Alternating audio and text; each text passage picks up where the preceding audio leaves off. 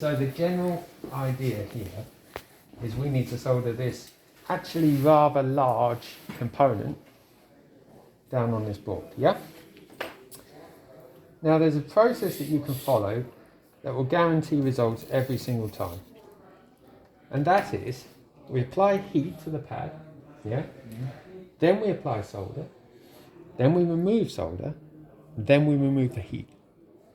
4 simple steps. If you follow that, you're going to get perfect joint every time. Yeah, so we don't put the solder and then put the heat.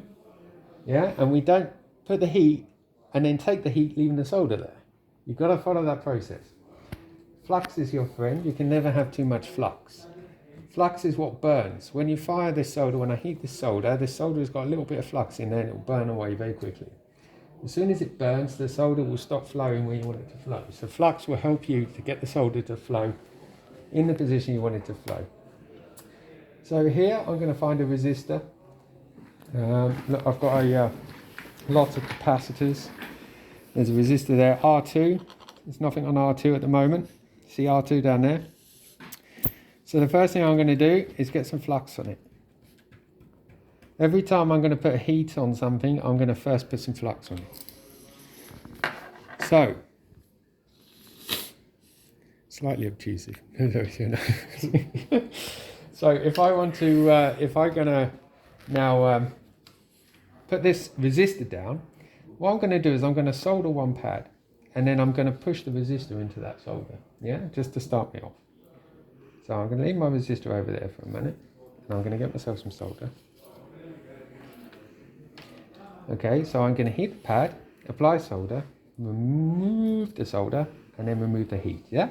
Here's my pad, so I'm going to heat it, make sure we're up to a good temperature, and then I'm going to give it a little bit of solder, remove the solder, now I remove the heat. Right, that is a perfect blob of solder on my pad, yeah? Now I'm going to get my, my resistor onto there. So the first thing I'm going to do is add a bit more flux, because my flux would have burnt off. So I'm going to add some more flux. I'm going to find my resistor.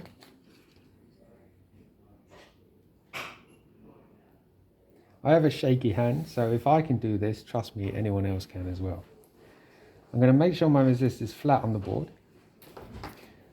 Now what I'm going to do is I'm going to heat this and I'm going to push my resistor in. So first of all I'm going to do is apply heat, wait for the solder to go molten. You can hear that. And then I'm going to push this resistor into where that is, like that, yeah? And then I'm going to remove the heat. Now you can see that that's come up a little bit there. You see that? Yeah. If I want to fix that, it's really easy. I add some more flux. And now, because the flux is burnt away, you see, so my heat was on there a little bit too long, really. Now I heat that up again. Reflow it, let go.